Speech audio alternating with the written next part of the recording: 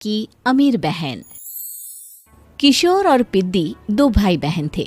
पिद्दी बहुत खर्चीले स्वभाव की थी। वो जितना कमाती अपने ऐशो आराम में पैसे उड़ा दिया करती। लेकिन किशोर समझदार था, घर को साथ लेकर चलना जानता था।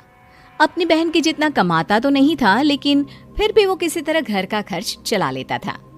एक दिन पिद्दी किशोर से कहती है, किशोर, तुम थोड़ा ज्यादा क्यों नहीं कमाते? मेरे दोस्त रोज मेरा मजाक उड़ाते हैं। अरे बहन, मैं कोशिश तो कर रहा हूँ। अच्छा सुनो, अगले महीने रक्षाबंधन है, मुझे सोने का हार चाहिए, इससे कम कुछ भी ना लूंगी। अरे दिला दूंगा बहन। किशोर को पूरी रात नींद नहीं आती। उसके दिमाग में बस ये चल रहा था कि उसकी माली हालत इतनी बिगड़ चुकी है, अब वो सोने का हार कहाँ से लाएगा। अगले दिन किशोर सुबह सुबह घर से ये बोलकर निकल गया कि पिद्दी, मैं गांव से बाहर जा रहा हूँ, कुछ दिन घर नहीं आऊंगा। किशोर ने अपने काम के साथ साथ फेरी में कपड़े बेचने भी शुरू कर दिए, जिससे वो ज्यादा से ज्यादा पैसे कमा सके।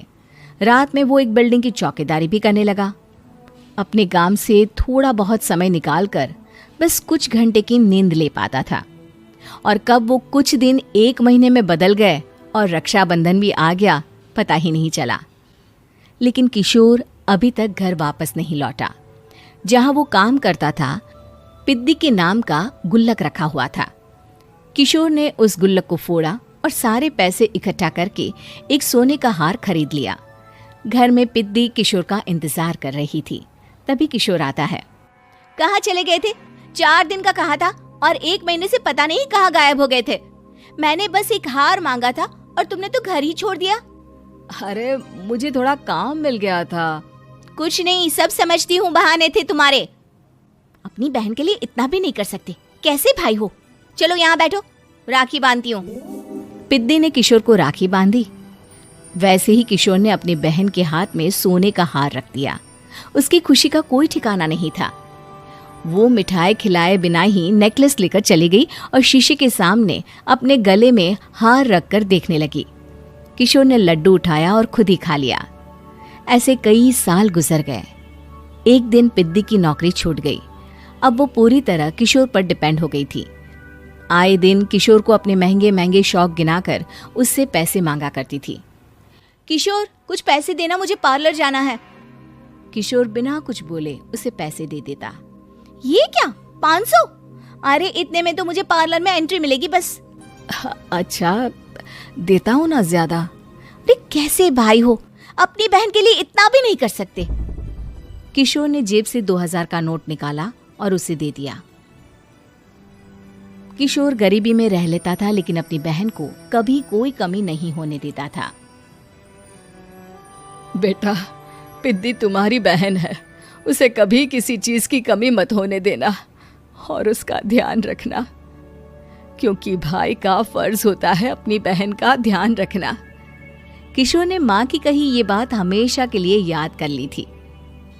शायद माँ की इसी बात की वजह से किशोर पिद्दी की हर जिद पूरी करता चला आ रहा था।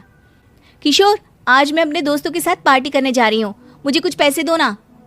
किशोर पिद्दी को समझाता है, लेकिन पिद्दी नाराज होकर चली गई और अपने कमरे में सुबक सुबक कर रोने लगी। किशोर अपनी जेब से कुछ पैसे निकालता है और पिद्दी को दे देता है। किशोर खुद कभी अच्छे कपड़े नहीं पहनता, लेकिन पिद्दी को राजकुमारी की तरह रखता। पिद्दी के जाने के बाद किशोर अपने काम पर निकल गया।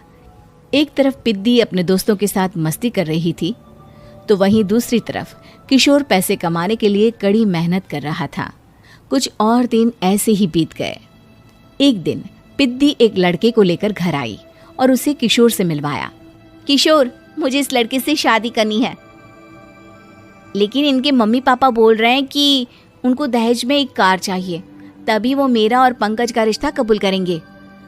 लेकिन बहन, कार खरीदना कोई सब्जी खरीदने के बराबर तो नहीं है। अरे कैसे भाई हो तुम, अपनी बहन के लिए इतना नहीं कर सकते? देखो, मैं ज्यादा इंतजार नहीं कर सकती, तुम्हें 1 साल में मेरे लिए कार खरीदनी ही होगी। अच्छा पंकज, एक काम करो, कल तुम अपने माता पिता को घर बुला लो, मैं उनसे तुम्हारे और पिद्दी के रिश्ते की बात कर लेता हूँ। अगले दिन किशोर के छोटे से घर में पंकज और उसके माता पिता आते हैं। बेटा, तुम्हारी बहन ने हमारी शर्त तो बता ही दी होगी।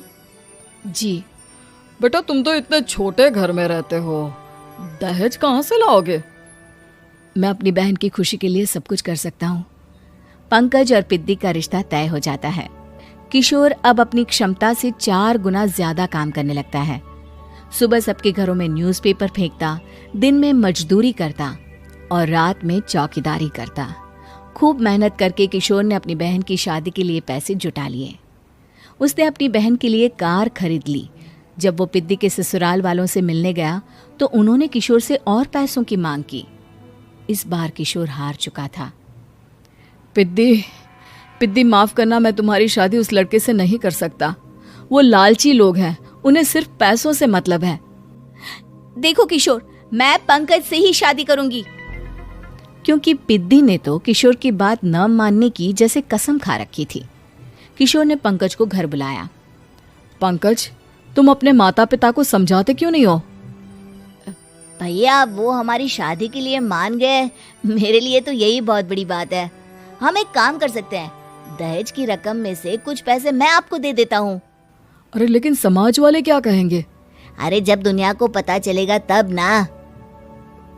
अच्छा, कुछ पैसे मैं अपने मालिक से कर्ज में ले लेता हूँ। कुछ पैसे पंकज देता है, कुछ वो कर्जा लेता है और अपनी उम्र भर की कमाई वो अपनी बहन की शादी में लगा देता है। आखिर में पंकज और पिद्दी की शादी हो जाती है। पिद्दी की विदाई के बाद किशोर बिल्कुल अकेला पड़ जाता है। अब उसका कमाने में भी मन नहीं लगता। उधारी वाले रोज घर में आकर बैठ जाते हैं। अरे किशोर, अब तो पिद्दी की शादी को 5 साल हो गए, अब तो हमारा पैसा लौटा दो। चाचा, पिद्दी के जाने के बाद किसी भी काम में मन नहीं लगता। अरे तो हमारा पैसा कैसे वापस मिलेगा? जी, कुछ करता हूँ मैं। किशोर के ऊपर बहुत सा कर्जा चढ़ गया था, इसलिए उसने तय किया कि वो ये घर बेचकर सबके पैसे लौटा देगा। अगली सुबह शहर के किसी साहूकार को उसने अपना घर बेच दिया और सबके पैसे लौटा के वो गांव छोड़कर चला गया। पिद्दी ने शादी के बाद कभी अपने भाई का हाल तक नहीं पूछा। किशोर को फर्क नहीं पड़ता था, बस ससुराल में उसकी बहन खुश है ये जानकर उसे खुद की खुशी मिलती थी और ये सोचकर कि उसने माँ से किया हुआ वादा पूरा कर दिया।